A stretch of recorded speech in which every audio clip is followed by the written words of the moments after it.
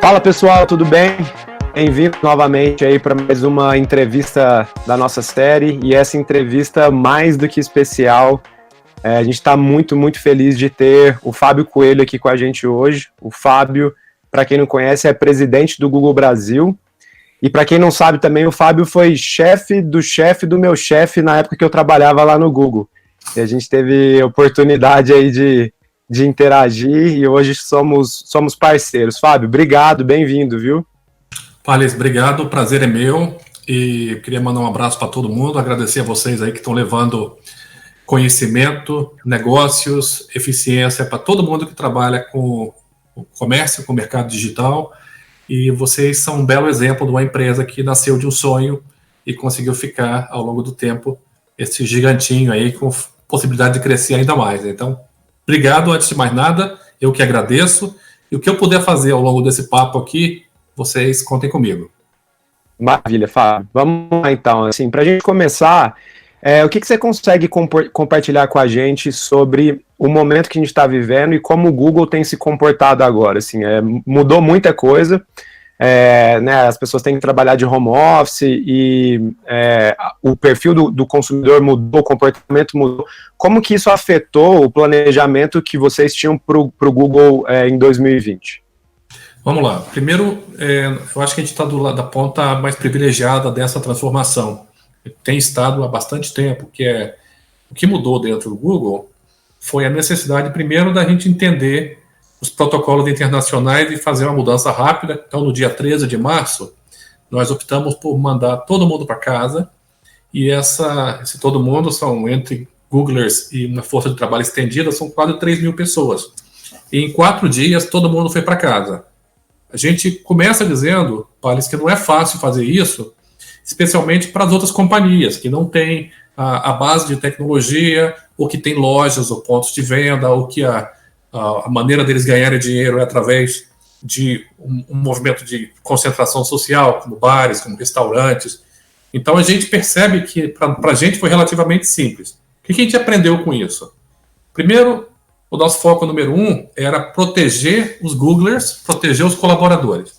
A gente fez isso com bastante sucesso até agora. A gente teve alguns casos de Covid, mas não é uma coisa grande. Graças a Deus, ninguém sério até agora, seriamente infectado ou com alguma lesão. Depois a gente passou para uma segunda fase, que era entender e ajudar os clientes. A gente fala sempre que a gente quer gerar oportunidade sem parecer oportunista.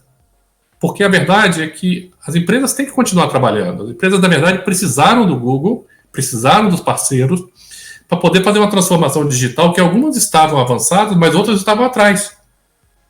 Nesse movimento, a nossa ideia, a nossa proposta foi: vamos entender como é que a gente ajuda nessa transformação digital, como é que a gente ajuda no entendimento da mudança do consumidor, porque houve uma mudança de padrão de comportamento, categorias subiram, outras caíram. Eu estava vendo um dia desse, aquele robô Roomba de aspirador de pó cresceu 800% no número de buscas. Televisão grande, home office, várias categorias cresceram. Quando você pega dentro do perfil de eletrônicos, por exemplo, as pessoas consomem mais computador, consomem mais e consomem menos celular. Então, categorias associadas com mobilidade, parte de viagens, a parte de hotéis, a parte de turismo, essas sofreram. A parte de bares sofreu, mas o consumo na casa aumentou, o consumo residencial aumentou. Mesma coisa em relação a eletrodomésticos caseiros, as pessoas querem fazer coisas. Então, a gente quis mostrar para as empresas que, ok, elas são impactadas de maneiras diferentes. E essa alteração é fundamental. Esse entendimento desse consumidor e como você pode falar de uma maneira inteligente e eficiente. A segunda coisa que a gente também tentou levar é um entendimento de que a gente está vivendo um momento diferente. Então, não é só a transformação digital, mas é uma sociedade que tem que estar mais preocupada com protocolos de saneamento, higiene, limpeza e distanciamento social. Isso cria um movimento de solidariedade, que a gente é parte. Então, nós do Google ajudamos mais de 800 jornais pequenininhos aí pelo Brasil com fundo de apoio emergencial ao jornalismo. Ajudamos empresas pequenas através de um programa de apoio a algumas delas. Ou seja, teve um monte de iniciativa para que a gente pudesse ficar um pouquinho mais solidário entendendo que a solidariedade nesse momento é necessária. A gente ajudou o governo, por exemplo, a subir na nossa Play Store o aplicativo do Bolsa Família, lá do auxílio emergencial, em tempo recorde. Milhões de pessoas se beneficiaram disso. Nós ajudamos 11 estados brasileiros a que as pessoas pudessem estudar em casa, através do G Suite e através do Classroom. Classroom, hoje em dia, no Brasil, ele era um aplicativo associado à educação, ele disparou em relação ao uso. Ou seja, tanto a gente tem que aprender a trabalhar diferente, a estudar diferente, mas como sociedade, a ter um protocolo de interação diferente, que respeite esse distanciamento social e entenda esse novo momento. O nosso papel no Google foi tentar entender como nós podíamos trabalhar com clientes, com parceiros, com o governo, para que a gente pudesse ajudar o Brasil e ajudar também o brasileiro. É impressionante, Fábio, a capacidade do Google que ele tem de conseguir ajudar e trazer informação, dado em todas as camadas, assim, é um negócio que eu não canso de me surpreender, assim, a gente trabalha muito próximo de vocês e eu vejo o impacto que vocês conseguem gerar na sociedade como um todo, é um negócio absurdo, e eu ouvi, assim, algumas coisas que eu não sabia que vocês estavam fazendo, me deixa ainda mais orgulhoso de ter vocês como parceiro, assim. E você citou alguns pontos que eu queria aprofundar em alguns deles, assim, o primeiro que você comentou em relação, você falou que a primeira preocupação de vocês foi cuidar dos Googlers, né? E a gente vê aqui na Raccoon também que, nesse momento, a questão de saúde mental, ansiedade, dificuldade de estar em casa sem ajuda e ter que trabalhar, o que vocês mudaram da forma de vocês de atuar junto com as equipes? Olha, primeira coisa, eu acho que a gente tem que sempre, eu aprecio vocês da Raccoon, porque vocês conseguem walk the talk e fazer a coisa de uma maneira muito legal, respeitando as pessoas e trazendo inovação ao mercado. A primeira coisa que a gente teve que fazer foi entender que pessoas diferentes sofrem de maneiras diferentes. Então, realmente, nós que temos acesso à tecnologia, somos privilegiados. Mas isso não significa que todas as pessoas são privilegiadas e que todas as pessoas sofrem da mesma forma. Significa que a gente tem que ter a sensibilidade para entender que está todo mundo trabalhando de casa, num ambiente diferente, alguns têm filho em casa. Um colega nosso que você conhece, ontem eu estava conversando com ele pedindo desculpas na reunião, porque ele falou, Fábio, meu apartamento tem 2 quartos, e eu e minha mulher trabalhamos e a gente tem 2 filhos pequenos. Então é difícil controlar a criançada. Eu falei, cara, pelo amor de Deus, né? Você não tem que se desculpar. Então a primeira coisa é ter a sensibilidade para entender que pessoas diferentes precisam de apoios diferentes. A segunda é ajudar as pessoas na questão da tranquilidade para que elas possam trabalhar não da maneira anterior, não baseada em número de horas, mas que elas possam trabalhar dentro do seu personal best.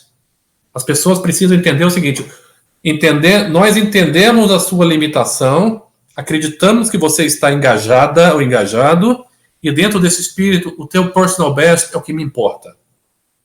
Aí vem o terceiro ponto que eu acho que é importante, e fica uma mensagem, pelo menos eu dou essa mensagem no Google diretamente, que é o seguinte, a gente fala muito de FOMO, né? Nós que trabalhamos no mercado digital. A gente está sendo bombardeado agora por lives e por informações e planilhas e material do Google, da McKinsey, da BCG, o da Accent, o do Diaba 4. A realidade, gente, é que a gente tem que entender que não dá para fazer tudo, não dá para acompanhar tudo, e não pode sofrer com isso. Então eu peço às pessoas o seguinte, o meu trabalho aqui como líder dessa organização é priorizar, remover os obstáculos para vocês, ter a sensibilidade de entender o personal best, o best effort, e com isso aliviar qualquer estresse de ansiedade ou de FOMO. Na verdade, a gente celebra o JOMO, que é o Joy of Missing Out. Por exemplo, eu tenho muito cuidado para não mandar um e-mail depois das 6 da tarde. Eu tinha menos cuidado antes do que agora. Porque antes, eu sabia que a pessoa podia ou não ler. Agora a pessoa saiu daqui, andou 4 passos, está do outro lado de um apartamento que você não sabe se ela está com um parente enfermo, se ela está com alguém com algum problema se alguém perdeu o emprego na família, e eu estou mandando e-mail às 10 horas da noite, está errado. Está errado. Nós temos que permitir que as pessoas tenham vida própria, relevante e com prazer fora do horário de trabalho. Faz muito sentido isso que você está falando, Fábio. E eu acho que o jeito que vocês lidam com os funcionários de vocês serve de inspiração para várias outras empresas e acabam ditando meio que uma regra, assim. Então tem um impacto que se desdobra, né? Não é só o jeito que vocês lidam, mas tem muitas empresas prestando atenção em como vocês fazem para se espelharem, né? E a Raccoon definitivamente é uma delas. O outro ponto que eu queria te perguntar, que você citou, né, sobre mudança no comportamento do consumidor. O que você acha, Fábio, dessas... A gente está vendo a explosão do digital, as pessoas crescendo num ritmo... os acessos crescendo num ritmo acelerado. E, assim, os e-commerces, as empresas vendendo em valores que eram valores de Black Friday antes, né, vendendo num dia comum. O que você acha dessa mudança, que é algo que vai ser permanente, e o que vai ser passageiro? Olha, vamos pegar a metáfora do supermercado, né? Quando as pessoas ficam ansiosas, às vezes estocam comida. Significa que aquele consumo não vai ser um consumo permanente, mas significa que sim, houve um boom de curto prazo, e esse boom de curto prazo, ele pode, depois ele significa que vai continuar havendo algum consumo. Eu imagino que nas categorias que estão crescendo, algumas vão crescer por um bom tempo ainda, mas isso varia de categoria a categoria. Porque você começa a ver o seguinte: puxa vida, eu quero ter um processador para fazer bolo, uma máquina de batedeira melhor. Eu quero, já que eu vou passar mais tempo em casa, que tal... aqui, por exemplo, eu sou aqui em casa, eu e minha esposa, a gente adora vela. As minhas velas, aquelas velas aromáticas e tal, estão acabando. Daqui a pouco tem que comprar mais. Se não tivesse em casa, eu ia comprar vela a cada um ano. Mas como a gente está em casa o tempo todo, eu chego aqui no meu escritório, eu ligo a televisão no YouTube, naqueles canais que tem de música de meditação, e eu ouço aquilo ali, tem uns vídeos de 4 horas, que tem uma musiquinha bacana, eu boto a minha velinha aqui e trabalho tranquilo. Mudou uma categoria. Vão mudar várias categorias. Né? Agora, essa semana passada, a minha esposa mandou para o pai dela uma esteira ergométrica como presente. O cara, ele fazia atividade física todo dia, de uma hora para outra, esteiras ergométricas levantaram voo, assim como o aspirador de pó que eu falei no começo, o Roomba, aquele pequenininho. Tudo isso são mudanças de padrão de consumo. Algumas categorias vão ter mais problema no curto prazo, automóveis. É uma compra mais planejada, você não está saindo muito à rua, talvez não precise comprar agora. Vai voltar?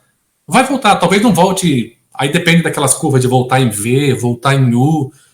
Mas o importante, eu acho que é o seguinte: as marcas precisam estar presentes nessa conversa, as marcas precisam estar com uma mensagem que mostre a que elas vieram e como elas estão se comportando nesse momento, e especialmente, não apenas pensando nas marcas, mas pensando nos nossos clientes, a gente está com a melhor estratégia digital possível para ajudá-los no comércio, para ajudá-los na entrega, para ajudá-los na presença digital. Aplicativos que tenham a ver com click to collect, aplicativos que tenham a ver com você conversar com o rep, para ter uma informação melhor, presença nas plataformas de tecnologia da internet, quaisquer que sejam elas, aqui, onde tiver maior valor percebido, maior valor medido. E aí, logicamente, o Google tem várias plataformas nesse meio aí, né? E nós estamos trabalhando por trás aqui para fazer com que as plataformas possam conduzir, possam levar ao consumo, levar à compra, facilitando o shopping, facilitando o e-commerce, ajudando as empresas no desenvolvimento dos seus aplicativos. E aí, quando isso acontece, você tem empresas fortes que crescem. Fast Shop está arrebentando, Via Varejo está arrebentando. Pegando exemplo de varejo, são empresas que já tinham uma estratégia digital que eles montaram ao longo do tempo. Quem tinha uma estratégia digital desenvolvida e que conseguiu até absorver o primeiro impacto do fechamento das lojas, e hoje, se você pensar, são dados públicos, Via Varejo está vendendo 70% a 75% do que vendia antes, com 5% a 10% das lojas abertas. Inacreditável. A Fast Shop levantou voo o e-commerce dos caras que já eram bom e-commerce. Então, só para me ater a 2 exemplos, tem vários outros. É lógico, então, não dá para dizer que existe uma receita. O que existe, sim, é uma mudança de comportamento, uma mudança de atitude frente ao consumo, e quem souber aproveitar isso melhor vai conseguir se manter. Uma crise como essa, realmente, ela expurga. Ela expurga quem não acreditou na transformação digital, quem tem custo físico fixo demais. Então, são empresas que a gente tenta ajudar, mas aí depende de um monte de outras variáveis internas da organização, né? Fábio, uma pergunta que você deve receber com bastante frequência, assim, vocês trabalham com as empresas que estão em todas as fases dessa transformação digital, e até as empresas que não trabalham com vocês tentam acessar vocês para saber a opinião de vocês, porque é muito relevante para poder avançar nesse processo. As empresas que já estavam no processo de transformação digital continuam fazendo o que estavam fazendo de forma mais acelerada para poder aproveitar o momento. Qual que é o desafio? Como que a empresa que ainda não tinha começado de forma mais apropriada a sua transformação digital pode começar a fazer? Qual que é o desafio dela agora? É uma questão mais cultural da transformação interna? É um desafio de processos? Como que você vê isso? Olha, eu acho que nunca transformação digital é jornada, não é uma receita de bolo, ela varia de empresa a empresa, varia de segmento a segmento. Nunca é tarde para começar uma jornada. Mas o que elas precisam ter, primeiro, é foco. Segundo, é clareza de visão. Tá? Foco significa o CEO, o CMO, a Chief Sales Officer, CIO, tem que estar focado nesse negócio. Se for, sabe, aquele pensamento você faz de vez em quando dá vontade, aí aparece uma crise, você corre para resolver o pepino, não vai sair nunca do outro lado. Mas se você tem foco, se você tem clareza de onde você quer chegar e você busca entender quais são os elementos que são importantes da automação da tua logística, do teu e-commerce, do teu suprimento, da tua capacidade de fazer marketing com as plataformas de Martech e EdTech, aí a coisa vai. Tá? Então, para mim, é fundamentalmente isso. Eu conheço uma empresa, que eu não vou mencionar o nome, tá? Mas que eles tinham 9% das vendas no digital.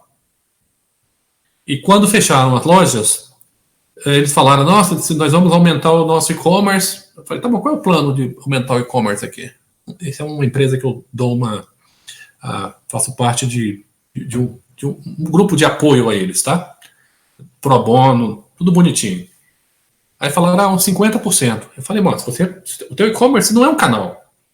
O teu e-commerce é a tua empresa. Se você está com 9%, se você crescer 50%, você está preparado para viver com 13,5% do teu faturamento anterior? Por quantos meses? E o que você vai fazer com as pessoas? Aí começou todo um trabalho de montar a nova value proposition do e-commerce. Falei, teu e-commerce é a tua empresa.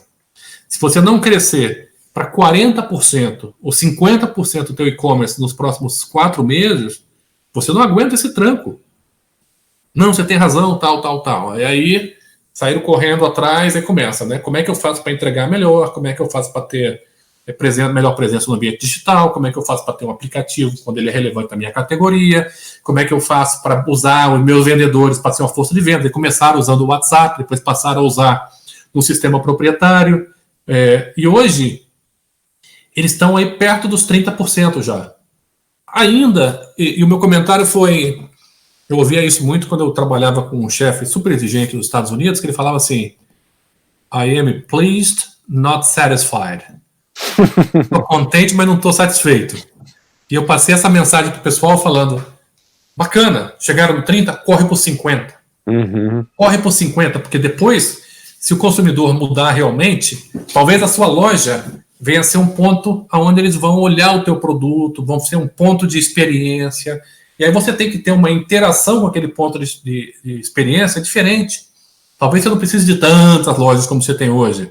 E o consumidor está mudando. O consumidor está comprando hortifruti granjeiro online, que era um negócio inimaginável há 5 anos atrás. A pessoa fala, não, a picanha não. A picanha eu quero tocar, né? A cebola eu quero ver, o produto tomate. Mas a pessoa fala, eu não quero tocar em nada. Eu quero que chegue na minha casa, de preferência esterilizado. E aqui eu estou... nesse momento, olhando para isso como é a maneira como eu posso fazer, tá? Muito legal, Fábio. E Mudando um pouco de marcha aí, seguindo numa outra direção agora, um assunto que a gente queria te ouvir falar também, a gente sabe que a sua formação é engenharia civil, né? Sim. E você trabalhou a vida inteira no marketing, hoje é presidente do Google Brasil, uma das maiores empresas de tecnologia do mundo, né? Como você vê o perfil do profissional de marketing hoje e o perfil do profissional de marketing para o futuro, né? O que você imagina que já mudou e o que vai mudar? Olha,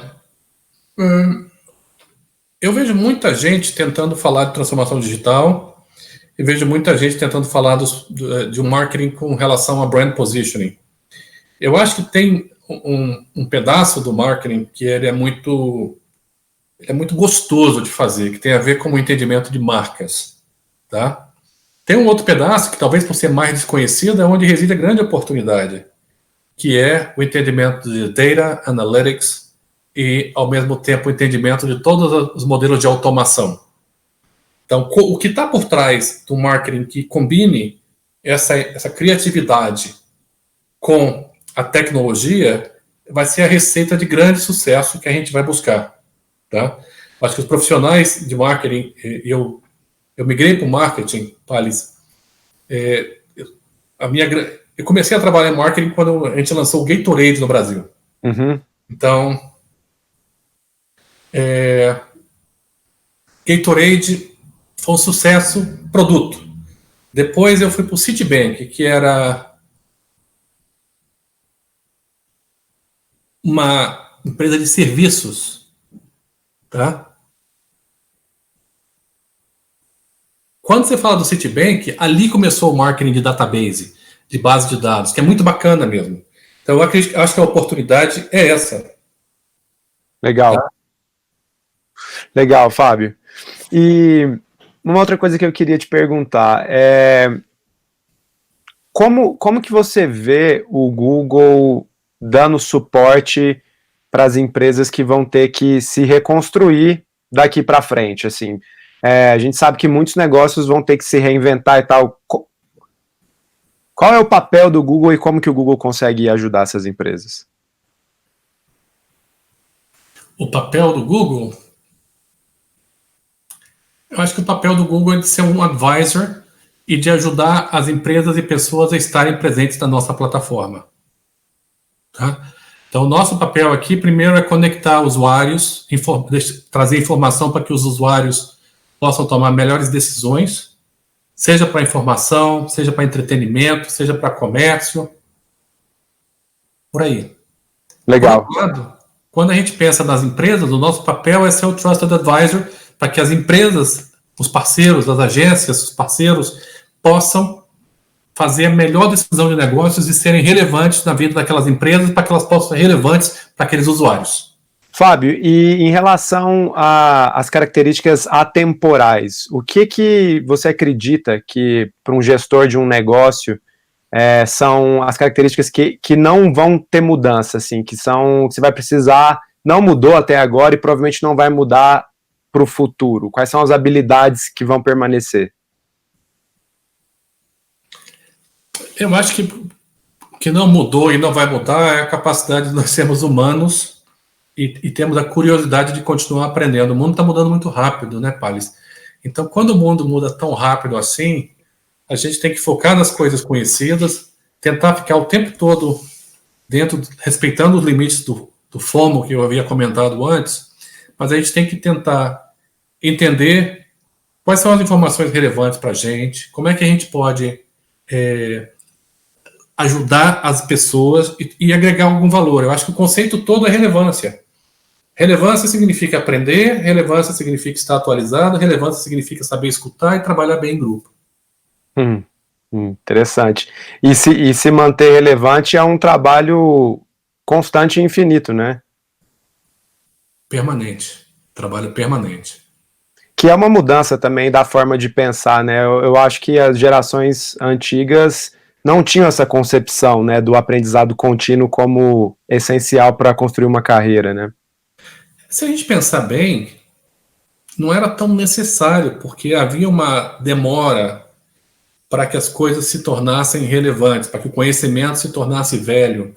Então, as pessoas, às vezes, colocavam o ego na frente do aprendizado.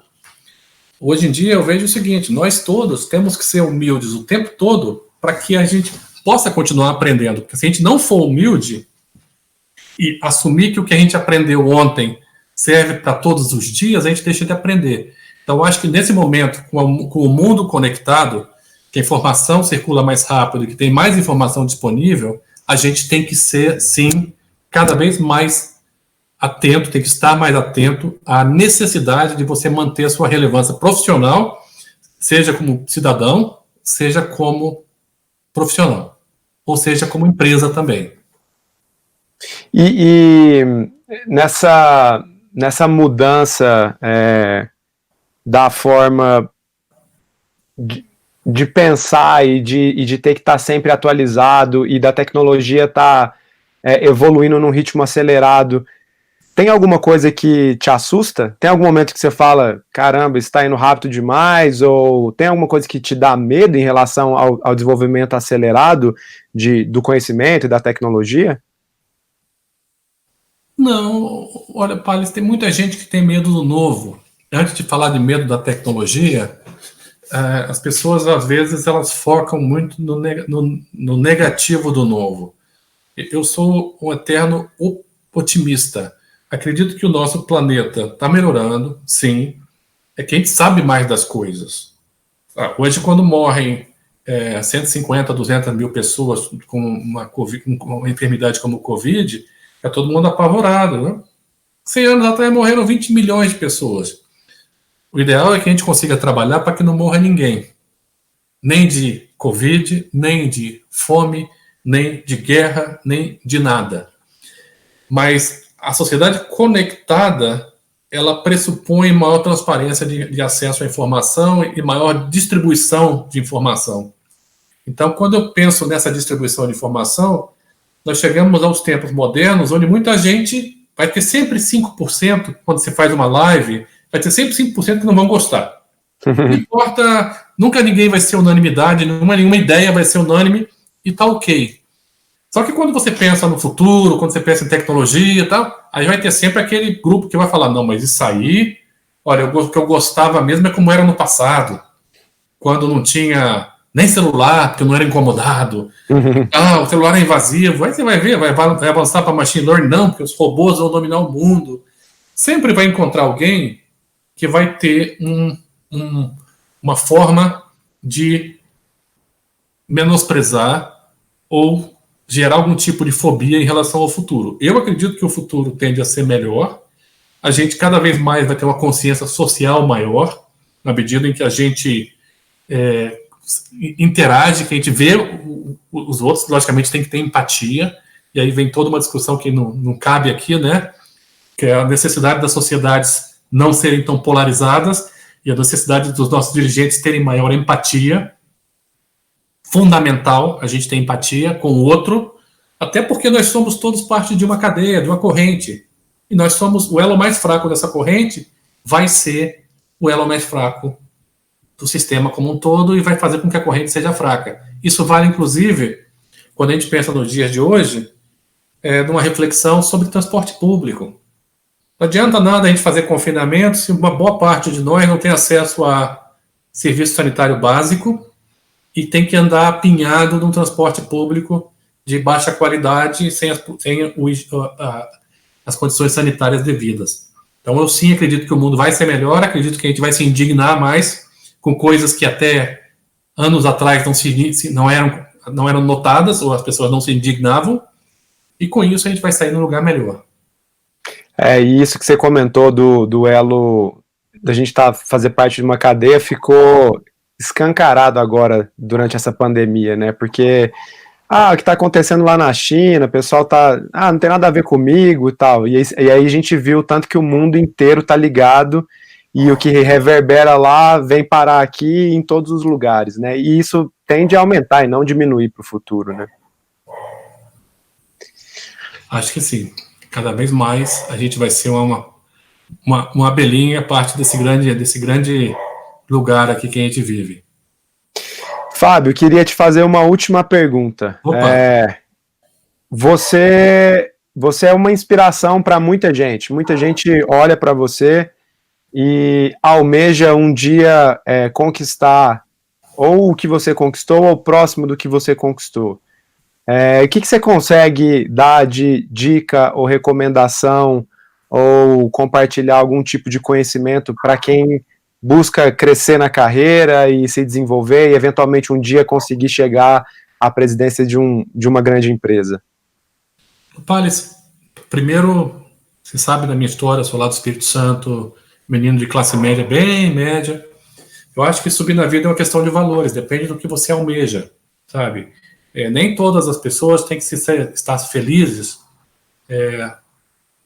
buscando. A busca não tem que ser por ser o presidente, ou por ser isso, por ser aquilo. Por outro lado, isso também não define uma pessoa, tá? Eu estou no Google aqui há 10 anos, muito bem, faço um trabalho no que eu gosto, com gente que eu gosto e aprendo todo dia. Então, eu sempre disse que as 3 coisas que me mantêm trabalhando num lugar são as pessoas, eu fazer o que eu gosto e eu aprender todo dia. Quando eu penso nisso, eu poderia fazer qualquer outra coisa e ser feliz da mesma forma se eu tivesse esses 3 ingredientes completos ali dentro. Lógico, no Google tem marca, tem aquele charme todo da companhia, mas isso, sinceramente, não deveria ser o que define sucesso para ninguém. Eu prefiro definir sucesso como ser um bom cidadão, íntegro, honesto, como ser um bom pai de família, que eu tento bastante, como ser um bom filho, como ser um bom marido, e ter um pedaço de mim que trabalha, sabe? Um pedaço de mim que trabalha e que nesse momento que eu trabalho no Google, como eu te disse antes, eu não nasci lá, eu estou tentando fazer o meu melhor para deixar um legado e aproveitar esses... Agora vou fazer 10 anos de empresa, né? Então, aproveitar esse legado. Então, para mim, se eu tiver que te pedir o que eu poderia deixar como lição primeiro, nunca abandonem os conceitos mais importantes. Não se vendam no conceito de subir na vida por promessas que são miragens. Porque a miragem, ela não é a jornada, é a chegada, ela é o ponto de chegada.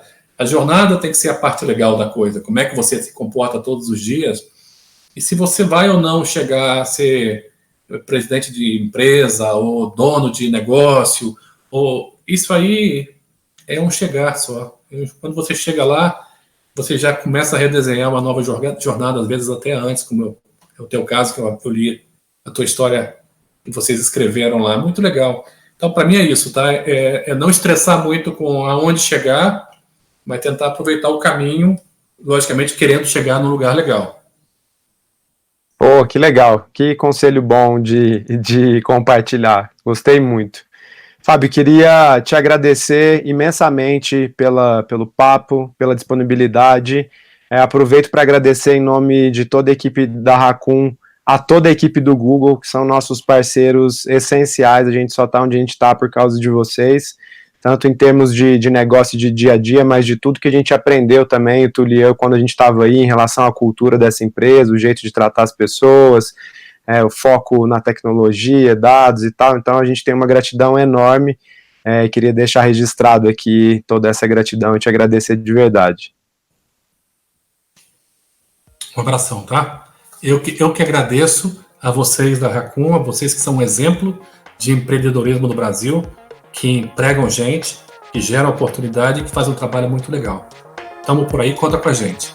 Obrigadão, Fábio.